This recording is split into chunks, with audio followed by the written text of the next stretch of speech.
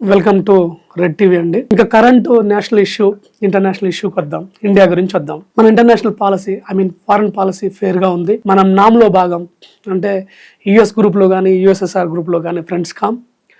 మన foreign policy అనేది చాలా క్లియర్ గా ఇండియాకు అనుకూలంగా ఉంటుందన్న విషయం మనకు తెలుసు. బట్ వరల్డ్ వైడ్ గా ఎక్కడ చూసినా వార్ ఎఫెక్ట్స్ ఉన్నాయండి, వార్ థ్రెట్స్ ఉన్నాయి. రీసెంట్ వార్ థ్రెట్ ఏంటంటే United states of America, Israel versus Iran. ఇది మీరంతా న్యూస్లో చూస్తున్నారు, పేపర్లో చదువుతున్నారు. బట్ ఇన్డెప్త్గా మనం కొద్దిగా ఆలోచిద్దాం. ఏమంటే ఇజ్రాయెల్ అనేది చుట్టూ థ్రెటన్ కంట్రీస్ని పెట్టుకొని ఉన్నది. ఎవరెవరైతే యాంటీ జ్యూస్ ఉన్నారో, ఇస్లాం రిలవెంట్గా ఉన్న వాళ్ళు ఉన్నారో, ఇజ్రాయెల్ మాకు థ్రెట్, ఎట్టి పరిస్థితుల్లో మేము అటాక్ చేయాలనేది థ్రెట్లో వాళ్ళు ఉన్నారు. ఇజ్రాయెల్ ఏం చేస్తుంది? Hamas terrorist group, Houthi terrorist group, ఇలాంటి కొన్ని టెర్రరిస్ట్ గ్రూపులన్నింటినీ పోగు చేసుకొని ఇజ్రాయెల్ని దెబ్బతీయాలని చూస్తుంది. మనకు అందరూ తెలిసిందే, యునైటెడ్ స్టేట్స్ ఆఫ్ అమెరికాకు ఇజ్రాయెల్కి ట్విన్ పర్సన్స్ కంట్రీస్ రిలేషన్షిప్ ఉంది, ఆ బంధం ఉంది. అంటే వాళ్ళిద్దరూ ఒకటే. ఇంతకుముందు బ్రిటన్ అమెరికా చాలా క్లోజ్గా ఉండేవి, ట్విన్ థింకింగ్ రిలేషన్షిప్ ఉండేది. బట్ ఇప్పుడు కొద్దిగా వాళ్ళకి డిస్టెన్స్ వచ్చింది. బట్ ఇజ్రాయెల్ ఎట్టి పరిస్థితుల్లో in the part of America in thinking and activities, works and attacks, either it may be the war or the social reform. Social reform అయినా సరే అది అలాగే ఉంటుంది. ఈ వార్ ఎక్కడికి లీడ్ చేస్తుంది? ఒక పక్క రష్యా ఉక్రెయిన్ వార్ క్లోజ్ అవ్వలే. మనం చేసిన ఆపరేషన్ సింధూర్ ఏదైతే ఉందో, పాకిస్తాన్ ఉనికిపోయి చచ్చి బతికారా బాబు అనే భయంలో ఉండి కూడా బింకనాలు కొడుతోంది. ఓడిపోయామని వాళ్ళకి తెలుసు, వాళ్ళకి అంత కెపాసిటీ లేదని తెలుసు పాకిస్తాన్కి. అయినా సరే యుఎస్ని, చైనా ఎక్విప్మెంట్ చూసుకుని ఏదో వాగుతాడు. ఇప్పుడు వార్ మనం ఇమ్మీడియట్గా ఆపరేషన్ సింధూర్ పాస్ చేసిన దాన్ని రీస్టార్ట్ చేసినా వాడు ఇమ్మీడియట్గా పోయి అమెరికా అని కాల్ పట్టుకుంటాడు. Is not able to do war. ఆడ అసలు యుద్ధం చేసే వర్క్ అంత దగ్గర లేదు, అంత వర్త్ లేదు. మిషనరీ కానీ ఆ ప్లానింగ్ కానీ అడిగి లేదు. మనకు ఎన్ని యుద్ధాలు జరిగినా పాకిస్తాన్ అనేది లైట్. యుఎస్ను, బ్రిటన్ అడ్డం పెట్టుకొని బతికిపోయింది, అంతే. బాధపడి కాళ్ళు పట్టుకొని బతికిపోయింది. దాంతో పెద్ద మనకు ప్రాబ్లం లేకపోవచ్చు, మనమే గెలుస్తాం, అసలు నామరూపాలే కూడా చేయొచ్చు. బట్ ఇండైరెక్ట్గా ఇరాన్కు శత్రువు పాకిస్తాన్, ఇరాన్కు శత్రువు ఇజ్రాయెల్ కూడా. ఇజ్రాయెల్ థర్డ్ ఐ కూడా ఈ పాకిస్తాన్ మీద ఉంది. ఎందుకంటే పాకిస్తాన్ దగ్గర ఉన్న న్యూక్లియర్ వెపన్స్ ఏ రోజుకైనా సరే ఇజ్రాయెల్కు, ఇండియాకు, సౌత్ ఏషియాకు మొత్తం థ్రెట్ అని తెలుసు వాళ్ళకు. సో నెక్స్ట్ టార్గెట్ అదే కావచ్చు, టర్కీ కంటే ముందుగా పాకిస్తానే కావచ్చు. సో ఈ కాన్సిక్వెన్సెస్, ఈ సిచ్యువేషన్ అంతా థర్డ్ వరల్డ్ వార్కి లీడ్ చేస్తుందేమో అని అందరూ అంటున్నారు.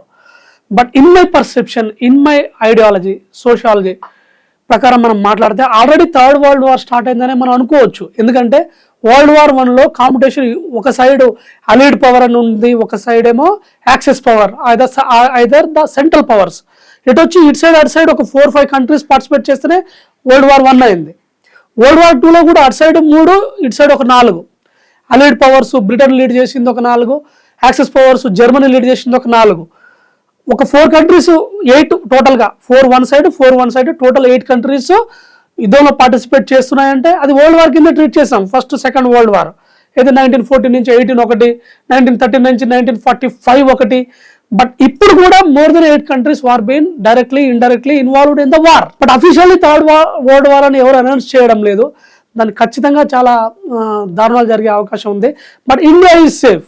ఎందుకంటే మన దగ్గర ఉన్న S-400 డిఫెన్స్ సిస్టమ్ కానీ, రాకెట్ లాంచర్స్ కానీ, ఆకాష్ కానీ, అగ్ని కానీ, మన దగ్గర ఉన్న విక్రాంత్ నేవీ షిప్స్ కానీ, మన దగ్గర ఉన్న ఎయిర్ ఫోర్స్ కానీ, బార్డర్ సెక్యూరిటీ ఫోర్స్ కానీ, మన దగ్గర ఉన్న నావికల్ ఫోర్స్ కానీ చాలా స్ట్రెంగ్తెన్గా ఉన్నారు. ఎవ్రీడే ప్రాక్టీస్ చేస్తూ ఉంటారు. మన యుద్ధ నీతిని మన వాళ్ళు కూడా మనకు చెప్పరు, వాళ్ళు పర్ఫామ్ చేస్తారే తప్ప మనకు ఎలాంటి థ్రెట్ ఉంటుందని మనం ఉంటుందని మనం అనుకోలేదానికి లేదు. బట్ థ్రెట్ ఏమంటే మనకు గుజరాత్, పంజాబ్, జమ్మూ అండ్ కాశ్మీర్ ఏవైతే బార్డర్ లైన్ ఉన్నాయో, ఓకే, దానికి మాత్రం కొంత నష్టం జరిగే అవకాశం అయితే ఉంటుంది. థర్డ్ వరల్డ్ వార్ వచ్చినా సరే మినిమల్ 10% అట్లా, 20 కూడా ఎఫెక్ట్ కావు, 10%. బట్ పాకిస్తాన్ అనేది మ్యాప్లో ఉండదు.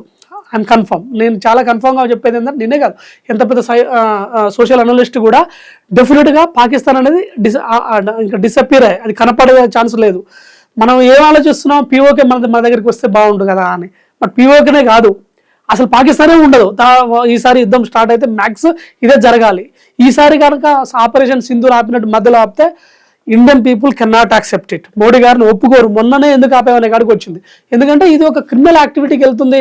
మనము ఇది యుద్ధాల యుగం కాదు, యుద్ధం చేయకూడదు అని చెప్పి మనమే యుద్ధం చేస్తే బాగుండదు. లాస్ ఆఫ్ ఎకానమీ, తర్వాత బిజినెస్ ట్రేడింగ్ అనేది పోతుంది, శాంక్షన్స్ వస్తాయి.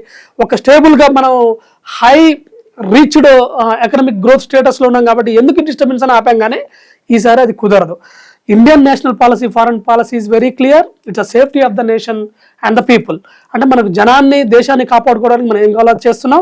ఇంకా ట్రంప్ అసలు వరల్డ్ వైడ్గా వచ్చిన ప్రాబ్లం ఏంటంటే Trump, because is a business person. వాడు వ్యాపారవేత్త.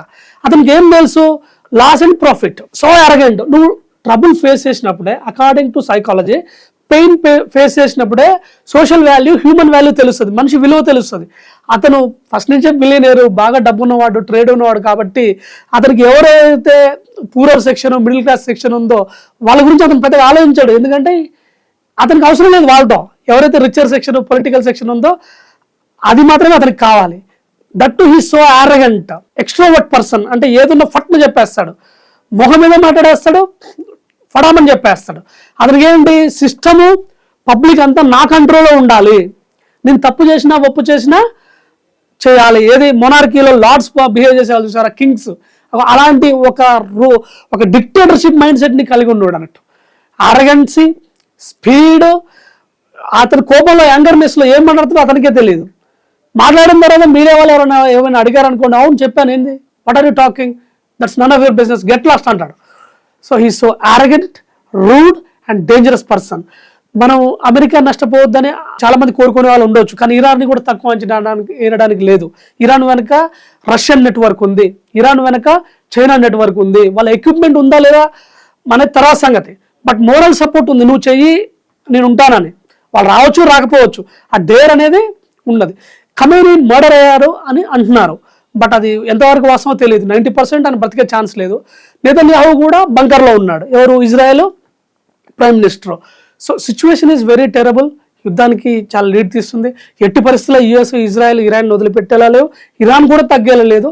మేబీ ఈ వార్ ఇంకొక 10-15 డేస్ కంటిన్యూ అయ్యే అవకాశం ఉంది. It will be cause for the third world war. It may be accelerate towards to the third world war. ఎట్టి పరిస్థితుల్లో ఇది 3వ ప్రపంచ యుద్ధానికి తీసుకుపోయే ఛాన్స్ ఉంది. But India is safe, don't worry, Indians are safe. It is very clear according to economy. And మన mind set కూడా పీస్కే ఎక్కువ ఉంటుంది.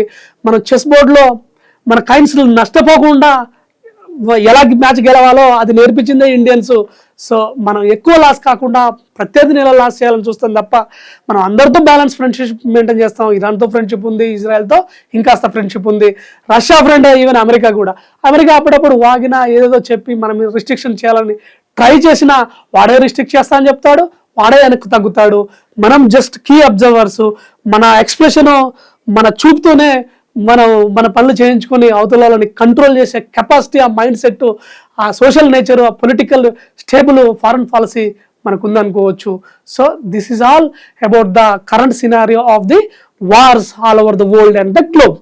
Thank you so much.